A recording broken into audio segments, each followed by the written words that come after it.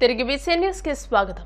Postal బ్యాలెట్ల భద్రతపై తమకు అనుమానాలున్నాయని వెంటనే వాటిని స్ట్రాంగ్ రూమ్లకు తరలించాలని కర్నూలు తెలుగుదేశం పార్టీ నేతలు డిమాండ్ చేశారు. ఎన్నికలు జరిగిన వెంటనే ఈవీఎంలను స్ట్రాంగ్ రూమ్లకు తరలించారని, పోస్టల్ బ్యాలెట్లను మాత్రం ఎందుకు తరలించలేదని నిలదీశారు. వెంటనే వాటిని కొత్త స్ట్రాంగ్ రూమ్లకు తరలించి 3 అంచెల భద్రత కల్పించాలని వారు కోరారు. ఎమ్మెల్యే ఎన్నికలు సార్వత్రిక ఎన్నికలు 13వ తారీఖు జరిగినాయి. జరిగిన వెంటనే ఆనవాయితీ ప్రకారం పద్ధతి ప్రకారం అన్ని ఈవీఎం బాక్సులు ఎన్నికల కమిషనర్ అంటే డిస్ట్రిక్ట్ ఎన్నికల కమిషనర్ గారు కేటాయించినటువంటి ఆ స్ట్రాంగ్ రూమ్లకు అన్నీ చేరుకున్నాయి. ఇది బహుశా రాష్ట్ర వ్యాప్తంగా అనుకుంటాను. పోస్టల్ బ్యాలెట్లు మాత్రం ఎక్కడ ఎన్నికలు జరిగినాయో అక్కడే ఇంచుమించు అట్లే ఉన్నాయి. అక్కడ సెక్యూరిటీ పైన మాకు కొన్ని అనుమానానికి తావిచ్చే విధంగా సెక్యూరిటీ అనేది 3 అంచెల భద్రత లేదు. ఎందుకు స్ట్రాంగ్ రూమ్కి ఇంకా తరలించలేకపోయారు? దాదాపుగా 13 ఎలక్షన్ జరిగింది, ఈరోజు 22వ తారీఖు వచ్చింది. కాబట్టి ఎన్నికల కమిషనర్ గారికి మేము ఈరోజు రిక్వెస్ట్ చేస్తూ ఉన్నాం. వెంటనే ఇక్కడ ఉన్నటువంటి స్ట్రాంగ్ రూముల్లో కానీ ట్రెజరీల్లో కానీ ఎక్కడంతా ఆర్ఓ కంట్రోల్ అంటే కాన్స్టిట్యున్సీ ఆర్ఓ కంట్రోల్లో ఉన్నటువంటి ఈవీఎంలని సెక్యూరిటీలో అక్కడ ఉన్నటువంటి ఎమ్మెల్యే క్యాండిడేట్, ఎంపీ క్యాండిడేట్ వారి ప్రతినిధుల సమక్షంలో ఇమ్మీడియట్గా స్ట్రాంగ్ రూములకు కదిలించాలి. ఇప్పుడున్న స్ట్రాంగ్ రూములు ఓపెన్ చేయకుండా కొత్త స్ట్రాంగ్ రూమ్లో వీటిని వెంటనే భద్రపరిచి వీటిని ప్రజలకు అనుమానాలు తావీయకుండా చేయాలని చెప్పేసి మేము ఎన్నికల కమిషన్ని ముఖ్యంగా కోరుకుంటున్నాం. ఇది ఎందుకంటే మా చాలా ఎన్నికల్లో ఉదాహరణకు కర్నూలు ఉంది. మేము లాస్ట్ ఎన్నికల్లో 2000తో ఓడిపోయినాం, లేక ఆలూరు అంతకుముందు ఎన్నికల్లో 1900తో ఓడిపోయినాం. కానీ ఇక్కడ పోస్టల్ బ్యాలెట్ 4-5 వేలు దాదాపు ఉన్నాయి. అంటే మాకు ఎవరికైనా కానీ ఇటువంటి అనుమానాలకు తావిస్తుంది. కాబట్టి షార్ట్ ఉన్నప్పుడు చాలా ఇంపార్టెంట్ ఒక్క ఓటైనా కూడా. కాబట్టి తెలియజేసేది ఏమంటే ఎన్నికల అధికారులకు ఇమ్మీడియట్గా ఎక్కడ ఎన్నికలు స్ట్రాంగ్ రూమ్లు ఎక్కడైతే కేటాయించారో అవి ఓపెన్ చేయకుండా, అవి ఏం డిస్టర్బ్ చేయకుండా వీటిని ప్రత్యేక గదిలో ఇమ్మీడియట్గా భద్రపరచాలి. 3 అంచెల సెక్యూరిటీ చేయాలి. ఇప్పుడు మేము చూసాము ఇక్కడ సెక్యూరిటీ ఒక కానిస్టేబుల్ ఉన్నాడు, ఒక చోట సీసీ కెమెరాలు పనిచేస్తలేవు, కొన్ని చోట్ల సీసీ కెమెరాలు ఉన్నా కూడా దానికి సరైన సదుపాయాలు లేవు. అది వాళ్ళ తప్పు అని మేము చెప్పట్లేదు, అక్కడ ఉన్నటువంటి సదుపాయాలు అట్లున్నాయి. కాబట్టి సదుపాయాలన్నీ ఇక్కడ ఉన్నాయి. ఇక్కడ హెడ్ క్వార్టర్స్లో మీరు కేటాయించిన చోట 24 అవర్స్ కరెంటు, 3 అంచెల విధానం ఇక్కడ ఉంది. కాబట్టి వాటిని కూడా ఇక్కడ తీసుకొని వచ్చి ఈ స్ట్రాంగ్ రూములు ఓపెన్ చేయకుండా అక్కడ తెచ్చేటప్పుడు మా పర్మిషన్ ఎన్నికల ఏ క్యాండిడేట్ కానీ, ఏ పార్టీ క్యాండిడేట్ కానీ, ప్రతినిధి కానీ వాళ్ళతో సమక్షంలో ఇక్కడికి తీసుకొని వచ్చి భద్రపరచవలసిందిగా మేము ముఖ్యంగా కోరుకుంటున్నాం. ఇది ఇమ్మీడియట్గా చేయాలి. మేము ఈరోజు కర్నూలు జిల్లా కలెక్టర్ వారికి మేము తెలుగుదేశం పార్టీ తరఫున రిప్రజెంటేషన్. ఏలూరు నగరంలో ఫైర్ స్టేషన్ సెంటర్లో అల్లరి మూకల ఆటలు కట్టించేందుకు పోలీసులు తీసుకునే చర్యల్లో భాగంగా మాక్ ఆపరేషన్స్ చేపట్టారు. మాక్ ఆపరేషన్స్ జరిగే తీరును ఏలూరు జిల్లా ఎస్పీ మేరీ ప్రశాంతి ఆధ్వర్యంలో నిర్వహించిన పోలీస్ బలగాలు విధ్వంస చర్యలను ఏ విధంగా తిప్పికొడతారో కళ్లకు కట్టారు. మొదట అల్లరి మూకల్ని అడ్డుకోవడం, చెదరగొట్టడం, అప్పటికీ పరిస్థితి అదుపులోకి రాకపోతే బాష్పవాయువును ప్రయోగించడం, చివరిగా ఫైర్ ఓపెన్ చేయడం వంటి అంశాలను ప్రదర్శించారు. ఎన్నికల కోడ్ అమల్లో ఉన్నందున ఎలక్షన్ కమిషన్ ఆదేశాల మేరకు వాహనాలకు మాత్రమే పెట్రోల్, డీజిల్ అందిస్తున్నామని, బాటిళ్లు, క్యాన్లలో నింపడం లేదని ఉమ్మడి తూర్పుగోదావరి జిల్లా పెట్రోల్ బంక్స్ అసోసియేషన్ సభ్యులు బచ్చు శేఖర్ తెలిపారు. అయితే వాణిజ్య సముదాయాల్లో వినియోగించే జనరేటర్లకు డీజిల్ కంటైనర్లలో అందించకపోవడంతో సమస్య ఎదురవుతుందని, ఈ సమస్యను ఎన్నికల కమిషన్ దృష్టికి తీసుకువెళ్లి సమస్య పరిష్కారానికి చర్యలు తీసుకోవాలని కాకినాడ జిల్లా జాయింట్ కలెక్టర్ ఎస్ రామసుందర్ రెడ్డిని కలిసి వినతి పత్రాన్ని అందజేశారు. ఈ సందర్భంగా అసోసియేషన్ సభ్యులు బచ్చు శేఖర్ మీడియాకు వివరాలు వెల్లడించారు.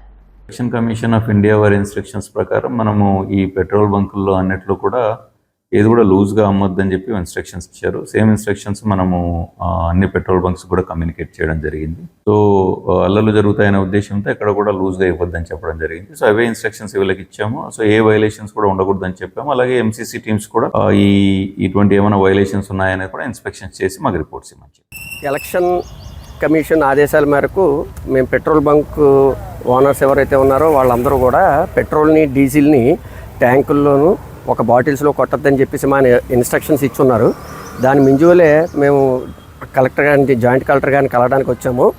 ఏమిటంటే పరిస్థితి ఏంటంటే ఒక హాస్పిటల్స్ కానీ షాప్స్ అండ్ ఎస్టాబ్లిష్మెంట్ కానీ వాళ్ళకి డీసీలు జనరేటర్లతో పనిచేస్తాయి. దాని గురించి అని చెప్పేసి సార్ మా మీద ప్రెషర్ ఉంది ఏంటి సార్ అని చెప్పేసి అడగడానికి వచ్చాము. సానుకూలంగా స్పందించి జాయింట్ కలెక్టర్ గారు మేము ఒకసారి ఎలక్షన్ కమిషనర్తో మాట్లాడి మేము మీకు ఏ విషయం అని చెప్తామని చెప్పారు. చాలా సంతోషం. మా అందరికీ ఈ యొక్క సమస్యని తీర్చవలసిందిగా కూర్చున్నాం. Thank you. నా పేరు బచ్చు శేఖరు, ఎంఆర్ఓ ఆఫీస్ ఎదురుగుండా Balaji agencies, Bharat petroleum bunk. SIT విచారణ నేపథ్యంలో జరుగుతున్న పరిణామాలు ఆందోళనకు గురి చేస్తున్నాయని పలువురు ఆరోపిస్తున్నారు.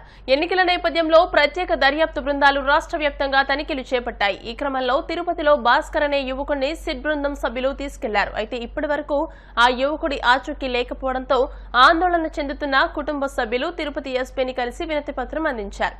విచారణ పేరుతో భాస్కర్ ను తీసుకెళ్లి రోజులు గడుస్తున్నా ఆచూకీ లేదని, తక్షణమే తమకు తగిన న్యాయం చేయాలని ఎస్పీకి విన్నవించుకున్నారు. దీనిపై ఎస్పీ సానుకూలంగా స్పందించినట్లు కుటుంబ సభ్యులు మీడియాకు వివరించారు. కలిసాము, తను ఇప్పుడు సానుకూలంగా చెప్పాడు. అన్ని ఎంక్వైరీ చేసి న్యాయం అన్యాయం చేస్తాము అన్నారు. అది నేసి ఇప్పుడుకి బయట వచ్చేసాం. కంప్లైంట్ అంటే వాళ్ళు విచారణ అనేసి తీసుకొని వెళ్ళారండి. తీసుకొని వెళ్ళి కూడా 6 రోజులు అవుతా అంటే మాకు ఏ రకంగానూ లేదు. ఈరోజు కొత్త వాళ్ళు వచ్చారు అంటే ఇక్కడికి వచ్చాం. ఇక్కడికి వచ్చిన తర్వాత ఆయన ఎంక్వైరీ చేస్తామమ్మా మేము చూస్తాము అంటున్నారు. కానీ ఈ 6 రోజుల్లో అయితే మాకు అసలు పిల్లలు ఎక్కడున్నారో కూడా ఇంతవరకు తెలియదు. ఇప్పుడు ఇక్కడికి వచ్చినాక చెప్తా ఉన్నారు చూస్తాము చేస్తాము అని. దాని మీద కొంచెం నమ్మకంతో బయలుదేరుతా ఉన్నాం. ఇంటికి వచ్చి ఏదో మాట్లాడాలి రండి అని పిలిస్తే పోలీసు వాళ్ళు మాట్లాడాలంటే మామూలే కదా అని చెప్పి బయట వచ్చాడు. వచ్చిన తర్వాత బయట తీసుకొచ్చిన దాకే మాకు తెలుసు. బయట వచ్చిన తర్వాత ఇంటికే పంపించలేదు. ఒక రోజు అంతా చూసాం, 2 రోజులు చూసాం. ఇంకా చూడలేక 4 రోజులు అవుతున్నా ఇంకా రాలేదు. అప్పటి నుండి ఆఫీసుల చుట్టూ తిరుగుతా ఉన్నాం. ఇప్పటికి ఇక్కడికి వస్తే మేము ఎంక్వైరీ చేస్తాము, నిర్దోషులైతే వదులుతాము అంటే. క్షణంలో మా తమ్ముడు మాతో పాటే ఉన్నాడు. బయట తను ఎక్కడెక్కడ తిరిగినాడో అంతా మాకు తెలుసు. మాకు మా తమ్ముడు అట్లా పోలేదు కాబట్టి మాకు నమ్మకం. అది సీసీ కెమెరా ఫుటేజ్ చూపించాము. తను హెల్త్ కండిషన్ బాగాలేకుంటే ఆయుర్వేద చూశాడు. అది రిపోర్ట్ సబ్మిట్ చేశాం సార్ వాళ్ళకి. తను పోయిన ఎల్ఐసి ఆఫీస్కి వెళ్ళాడు. ఎల్ఐసి ఆఫీస్కి వెళ్ళినప్పుడు సీసీ ఫుటేజ్ ఇచ్చాము. సీసీ ఫుటేజ్ ఇచ్చిన తర్వాత మా తమ్ముడు లీలా మహల్లోకి వెళ్ళి పాపకు హెల్త్ కండిషన్ బాగాలేదని మెడిసిన్ తీసుకున్నాడు. అక్కడ సబ్మిట్ చేసాం అది కూడా. తర్వాత అబ్బాయికి ఆరోగ్యపరంగా బాగాలేదనేసి ఆయుర్వేద చూసుకున్నాడు. 1800 వచ్చి ఫోన్పే చేశాడు. ఆ ఎవిడెన్స్ సార్కి ఇచ్చాము. ఆ రోజుది మాకు తెలిసినంత వరకు మేము సబ్మిట్ చేసాం. ఇంకా గవర్నమెంట్ అంటే మనకు రాదే కదండి. కాబట్టి పోలీసులు ఆ గవర్నమెంట్ ఎంక్వైరీ చేసి మా తమ్ముడు నిర్దోషిగా ప్రకటిస్తారని అనుకుంటున్నాను. వచ్చి విచారణ కోసం అనేసి తీసుకెళ్ళినారు. మళ్ళీ ఈవినింగ్ అంతా పంపిస్తామని చెప్పారు. మేము అట్లనేసి కామ్గా అయిపోయినాము. మళ్ళీ చూస్తే కేసు నమోదు చేసేసినాము అనేసి టీవీలలో వచ్చింది సార్. దాన్ని కనుక్కొని మా పిల్లలు అయితే చిన్న పిల్లలు సార్ ఏడుస్తూ ఉన్నారు సార్. మా భర్త ఇంటి దగ్గరే ఉన్నారు సార్. ఇప్పుడేమంటే అవన్నీ ఇచ్చినాం కదా సీసీ ఫుటేజ్, అవన్నీ చూసి మేము. ఢిల్లీ ముఖ్యమంత్రి అరవింద్ కేజ్రీవాల్ కు మెట్రోలో బెదిరింపు సందేశాలు రాసిన నిందితుడిని ఢిల్లీ పోలీసులు అరెస్ట్ చేశారు. నిందితుడి పేరు అంకిత్ గోయల్ గా గుర్తించారు. ఈ కేసు దర్యాప్తు చేపట్టిన ఢిల్లీ పోలీసులు మెట్రో స్టేషన్లోని సీసీటీవీ ఫుటేజ్ ఆధారంగా పరిశీలించారు. ఆ ఫుటేజ్ లో నిందితుడు బెదిరింపు సందేశం రాస్తూ కనిపించాడు. పోలీసులు నిందితుడిని గుర్తించి అరెస్ట్ చేశారు. నిందితుడు బరేలీ వాసి అని ఓ ప్రముఖ బ్యాంకులో పనిచేస్తున్నాడని పోలీసులు గుర్తించారు. వార్తలు ముగించే ముందు ముఖ్యాంశాలు మరోసారి. నెల్లూరు జిల్లాలో 1,50,00,000 విలువైన 600 సెల్ ఫోన్ల రికవరీ, పోగొట్టుకున్న బాధితులకు అందజేస్తామన్న SP Arif Hafeez.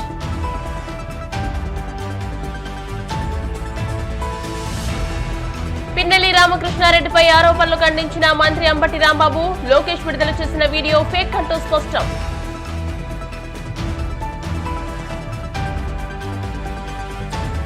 10th inter supplementary పరీక్షలకు సర్వం సిద్ధం, ఏర్పాట్లు పూర్తయ్యాయన్న కాకినాడ జిల్లా విద్యాశాఖ అధికారి రమేష్.